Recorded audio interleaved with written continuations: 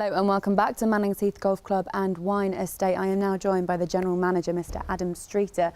Adam, thank you very much for having us. This is the first time you've hosted a EuroPro Tour event at your club. Why is it that you wanted to host it? Well, look, over the last 18 months since we took over ownership, we've put a lot of hard work and effort into improving all aspects across the clubhouse and on the course. And I think it's just the perfect way to showcase everything that we've been doing. What do you think of the standard of the golfers this week? Well, obviously, the standard of golf is just ridiculously high. But what's impressed me even more is the way that they're out there practicing hours and hours on the putting green, then up onto the driving range, then back to the putting green, and then then they're going to have their round and do the same all over again. And the weather that they had over the first couple of days, I mean, it was terrible, and that tests their mental strength, not just their golfing ability. So. Yeah. Now, for you guys, golf isn't your only passion; it's also wine, isn't it? Should we go and have a little look? Come on. So, Adam, as if that beautiful golf course wasn't enough on its own, you have all this land, and tell me what you're doing with it.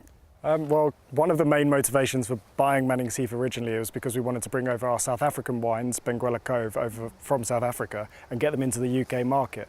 And then we were lucky enough to, find a place where we're actually able to plant vines and make our own English sparkling wine as well, which is kind of a real up-and-coming thing. So very lucky. At the moment, definitely.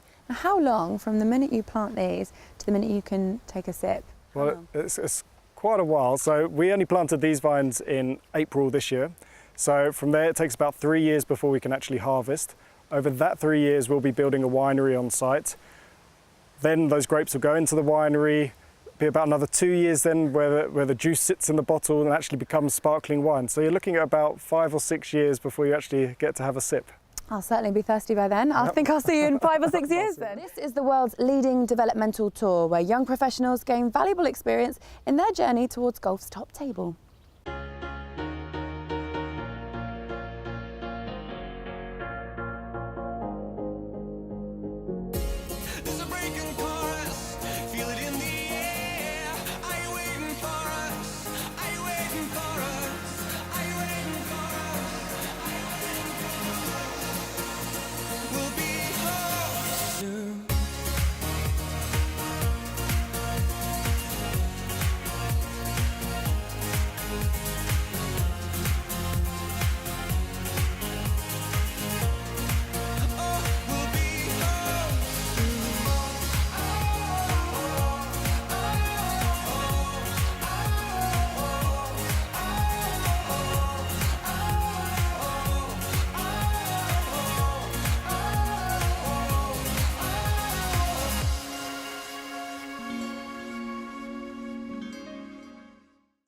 Hello and welcome to sunny Sussex and to Mannings Heath for the hotelplanner.com PGA EuroPro Tour. It's event 10, the Nokia Masters.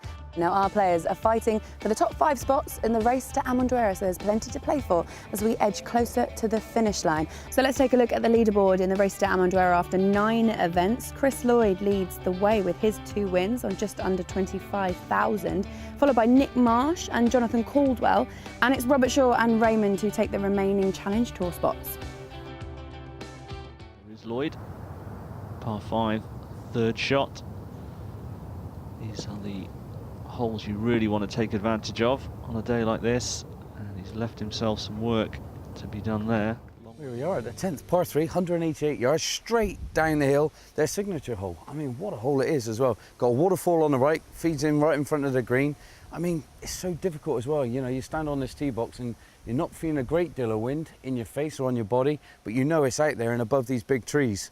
And I'm thinking 8 iron kind of back of the stance, trap it a little bit, keep it low, especially keep it below this big tree on the right-hand side because you can see it really going crazy up on the top. As soon as it gets higher than that, well, the ball's just going to get affected and it could do many things.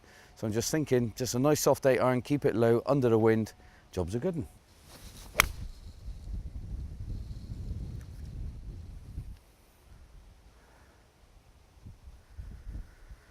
Dance floor.